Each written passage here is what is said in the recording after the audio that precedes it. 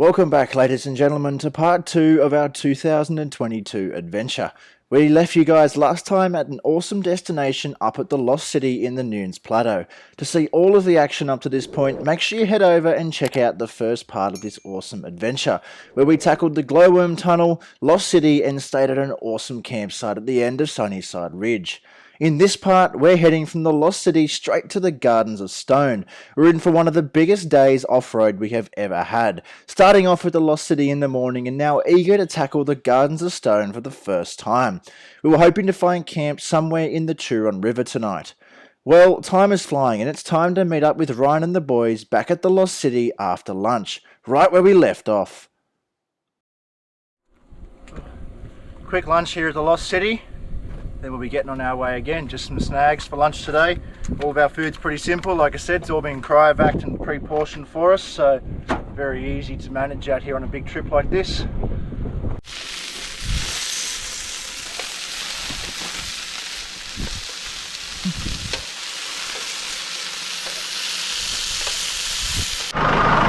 Well, that's lunch. We've definitely had it. We're just doing some quick check-overs, make sure everything's still fine. I'm gonna head out of here.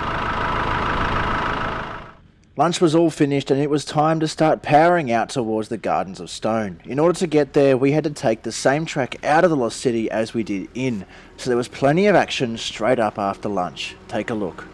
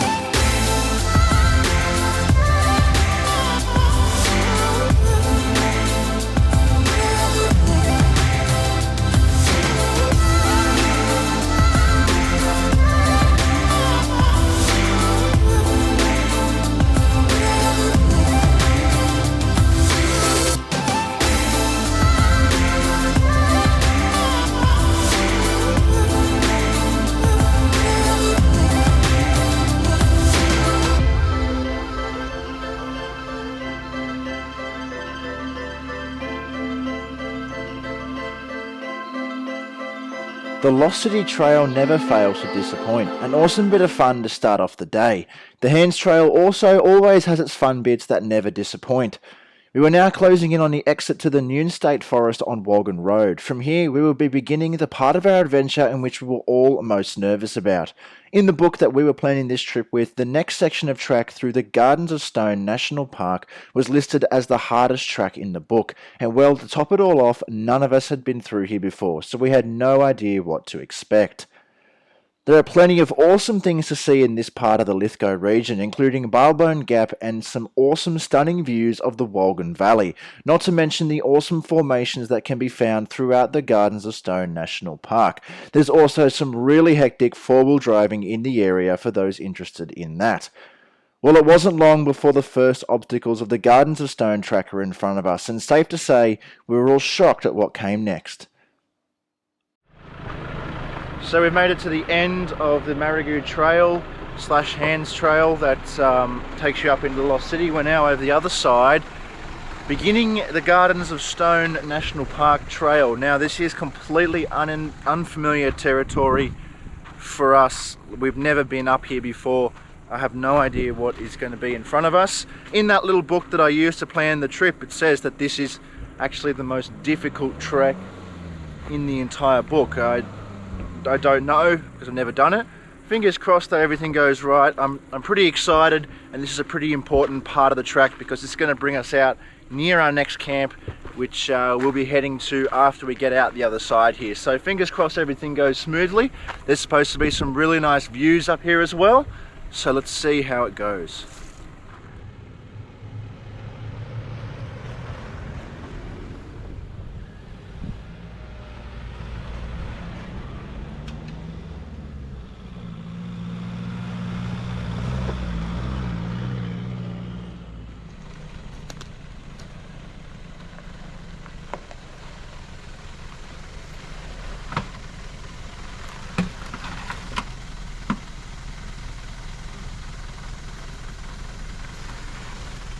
Interesting.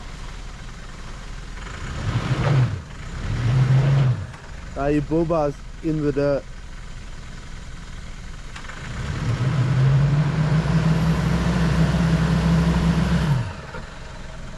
If you give it a bit, you might be able to push the dirt.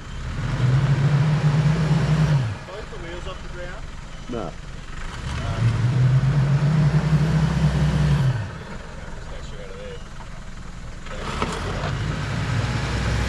No, it's just the ground there. You've got no traction here, and you've got a brick wall in front of you basically. Yeah, the wheel's not going to go up that.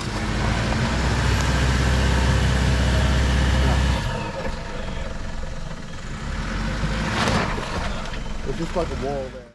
Well, it seems I may have gotten myself a little bit stuck on just the first obstacle of this track. It's way softer than what it looks, and the camera really doesn't give the angle justice. With the bull bar nosed in and sidestep bent, it's going to require a lot of effort to get out, and even though it may be possible, it's best to play it safe in this situation and snatch it out.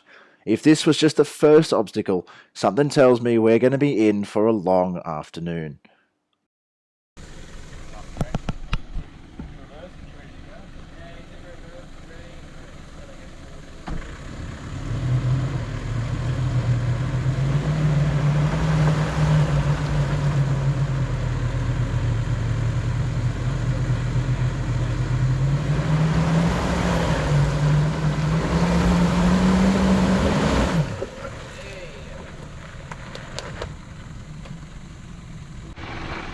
Well, a bit of an embarrassing moment there. I'm the first recovery of the trip. I put my wheel down on that little embankment in there, and it's just all slosh, and I just slipped off to one side, and yeah, I was never going to get out of there. I bent the sidestep a little bit, but you know, that's what they're there for. Oh well. I guess it's any old excuse now to get rock sliders, so oops. Anyway, we'll continue on up out of here. Oh well, I'm supposed to be the one not getting stuck. I guess happens to the best of us, right? That little section is only a few meters into this trail, so I hope that's not what's waiting for us further up here anyway. Guess we'll only see by going further.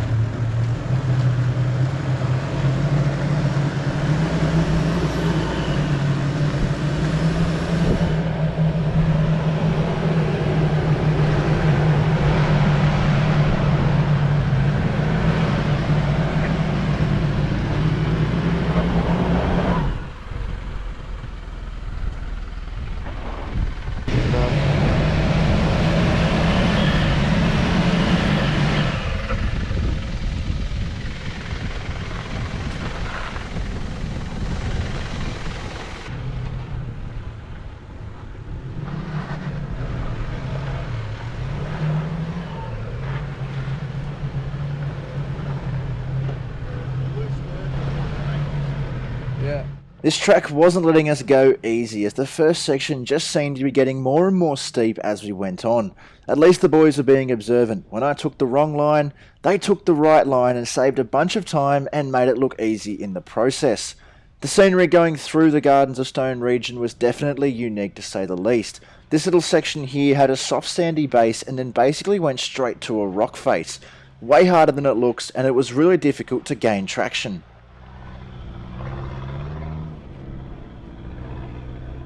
Now driving up this side of the valley was so different to the other. The dominant rock formations were everywhere, and the distinct sandstone cliffs often mirrored the track. It's not hard to see why this place is called the Gardens of Stone. Now the main attraction around this area is a place called Balbone Gap, a large cliff area with an awesome view and picnic facilities available. Although the trek here is for no beginner, as we were finding out with every forward step. The track also serves another useful purpose, being the link back to the Castlereagh Highway at Benbullen, which is right where we were heading. This area is a popular weekend destination for four-wheel drivers and motocross enthusiasts. This section of track is not for the faint-hearted and not recommended to do alone without adequate recovery gear. The drive-through is absolutely spectacular as you ascend 550 metres above the Wolgan Valley. The diversity of the fauna is also very noticeable as you ascend and descend throughout the Gardens of Stone. The tops of the ridges filled with silvertop ash and the depths of the valleys filled with tall ribbon and mountain grey gums. It's an absolutely incredible drive. So I've just had a stop off at one of the supposedly many lookouts along the Bicentennial Trail up in this region. Absolutely beautiful. We're actually opposite where we camped last night. So last night we were camped way back down that way on the other side of those peaks. This time we're over this side, so we've done a full loop today. It's really cool up here. Trail is really cool, loving it so far. We did have a little bit of a direction issue, but I think we've fixed that now. But exploring this region, I mean, just get a look how beautiful that is out there.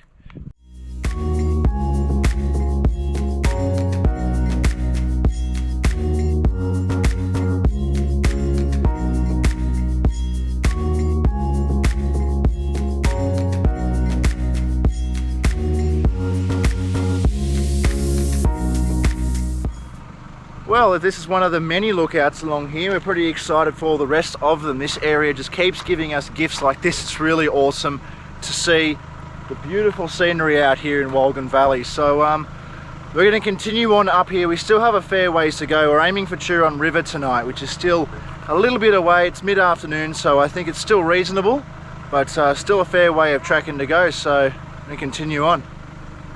As we ventured on into the Gardens of Stone, we began descending down into the thicker forested ecosystem. It was an absolutely incredible sight. As we descended, we were surrounded by huge, large cliffs and thick forest vegetation, very fitting to the name Gardens of Stone.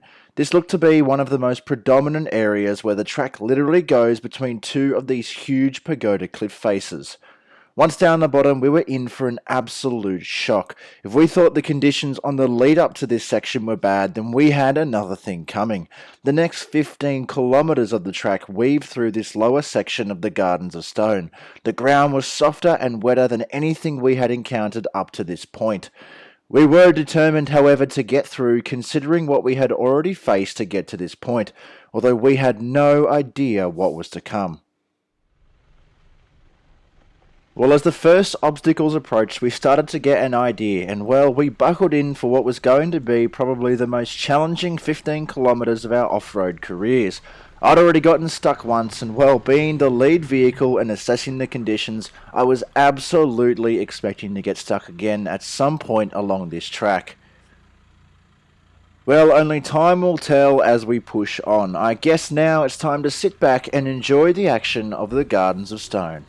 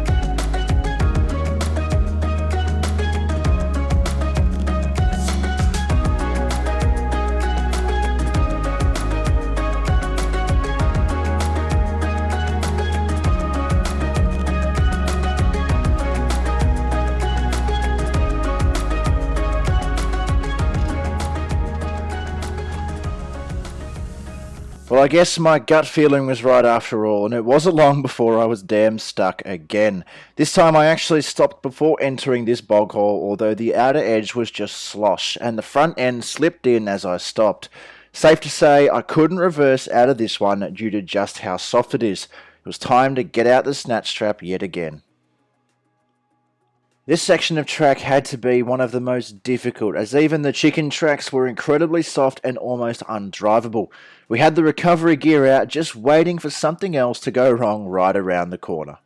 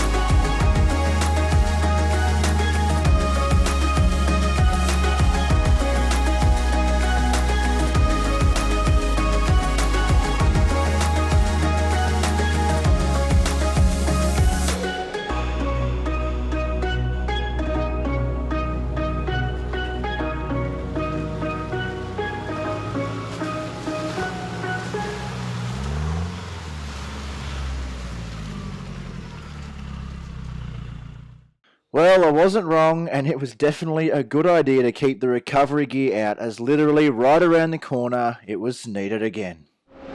And this track is just full of soft spots and big washouts like this down the other end. What I thought was the chicken track, well, it turns out to be another soft little trap. So now we're just going to pull us back a bit and hope that this is the last obstacle.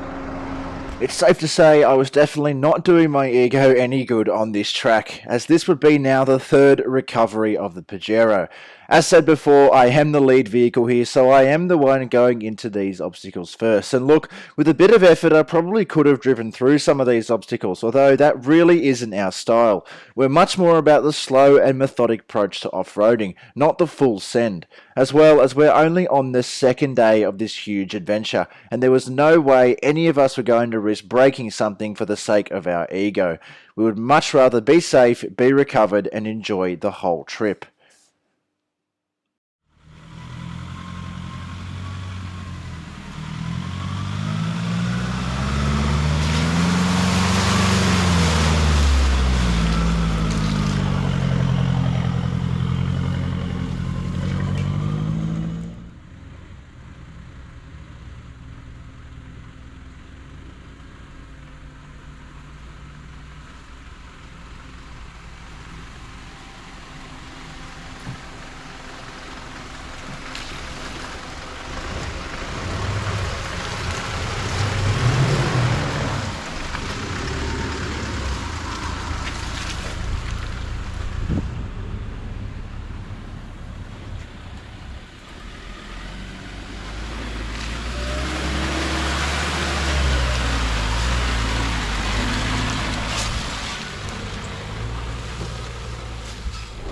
And what a section of track. That was hopefully the most difficult part of this track. Just that kind of bottom area where you're in the bottom of the mountains and everything is just sloshy. Now we're sort of heading back out onto more solid ground.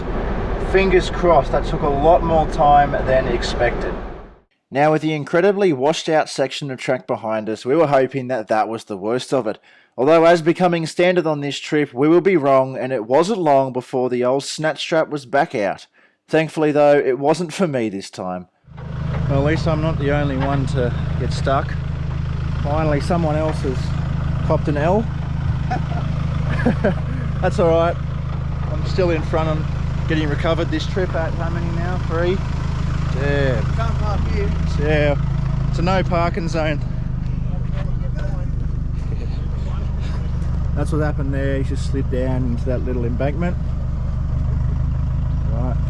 Let's get him out of here.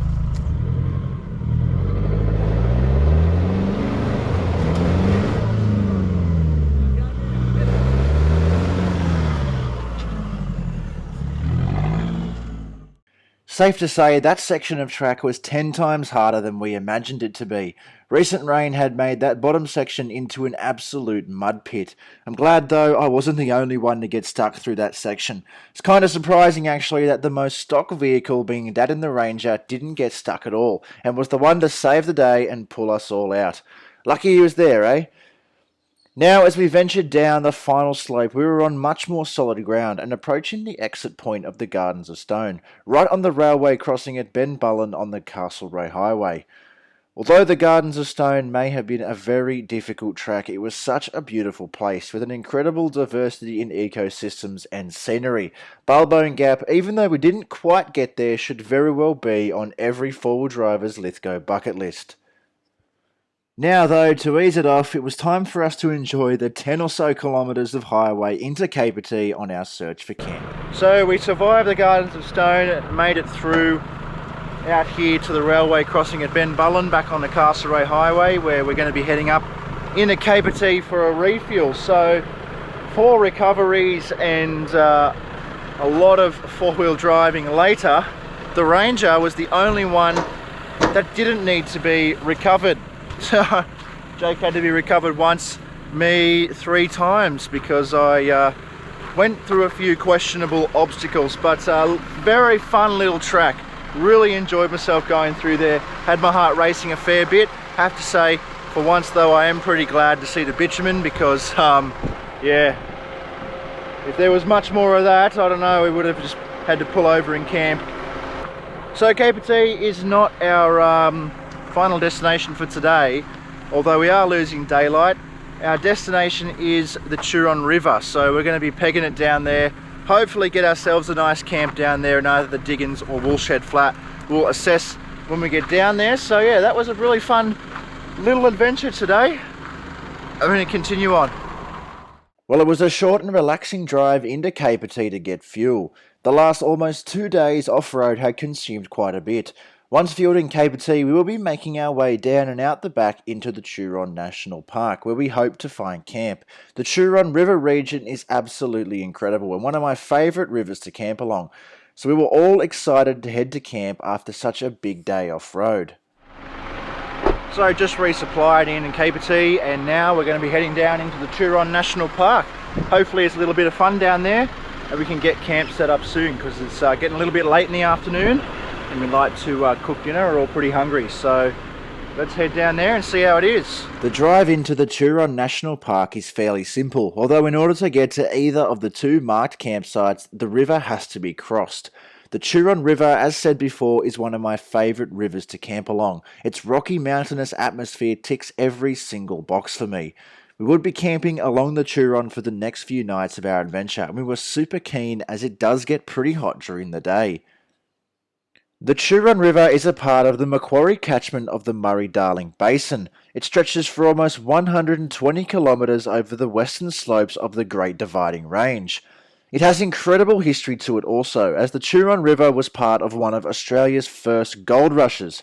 The Turon River is still considered one of the most popular spots to go gold panning, as it stretches through Hill End and all of the previously mined areas that held large amounts of gold during the gold rushes. The section in which we are venturing to tonight is in the Turon National Park, just tucked in behind Capertee, a perfect distance for us after a long day on the tracks.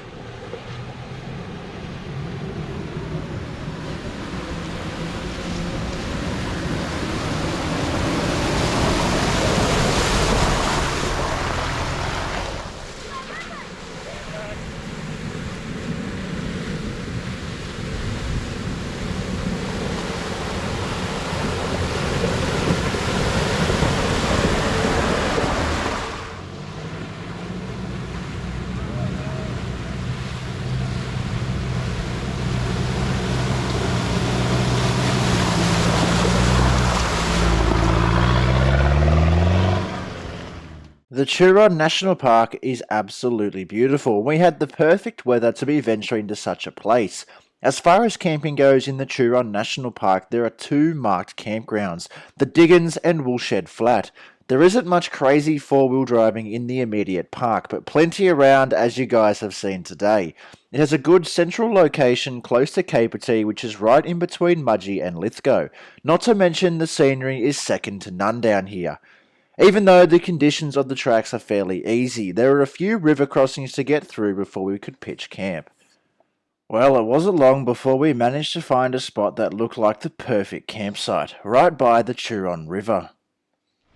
Well, we managed to find a camp spot, fairly secluded away from everyone here in the Turon National Park. Beautiful little spot that we've managed to snag right next to the Churron River. Now, I'm just so surprised how little water is in the Churron River compared to the last time I was here. The last time I was here, it was up where we were standing, where we're going to be camped. It was up all the way up there. So, yeah, astonishing how much the levels of freshwater rivers change so quickly. So a little bit of rain and this would probably get back up again, but yeah, fingers crossed that doesn't happen while we're camping here anyway. So we're getting set up now. They're going to get cracking on with dinner and maybe even have a swim in the Turon River. It didn't take us long to get camp set up. I was just loving how quick and easy it was to get the Pajero fully set up. This being the first proper touring trip besides overnighters that the truck has been on since completing the setup. The Drifter Wildland rooftop tent has made it incredibly simple to have a bed set up, not to mention the 270 awning on the Pajero takes half of the amount of time as the other two awnings on the Ranger and the Navara to set up. The benefit of having multiple vehicles on this trip is that we're all sharing gear. Even though each individual vehicle has the capability to be self-sufficient, in these circumstances it's not necessary, and we saved a lot of money. The Pajero was the most set up out of all the vehicles, and for that reason, the others didn't actually have to bring as much gear, as I already had things like cooking, food storage, utensils, among many other things sorted. It was a good test for the setup, and so far, even though it's only early days, it was doing fantastic. So tonight we'll be using the kick-ass shower tent for the first time out in the bush. We're all, you know, worked up from a big day out on the tracks, and it's been good. We didn't get to have one last night, so tonight we'll be having a shower. Let's get all the sweat and crap off us, and then we'll feel much better in the morning, I'm sure. So it'll be good to see how that tent goes, and I think on this rocky ground your feet won't get muddy, so I don't think that there's a much better spot for it. Hope you guys enjoyed all of the action today. It was a big day of four-wheel driving. We actually covered a fair bit of ground today, having ended up here. So today's spot was actually supposed to be for tomorrow, but we just, you know, looked at things and said, heck, we could probably get there today and not have to rush too much. And we did, and it was just absolutely perfect timing. We got here at just the right time, about 5:36, which is when we were aiming to start looking for camps anyway. So yeah, great timing for today. Tomorrow's itinerary is to head from here down into Sunny Corner into Bathurst, grab a few things that we like the running out of, and then head back up the Root Hog track into Hill End. So that's another thing that I haven't done before. I've never done the Root Hog track, so really excited about that. Just get a look at how beautiful this spot is though, right here next to the Turon River.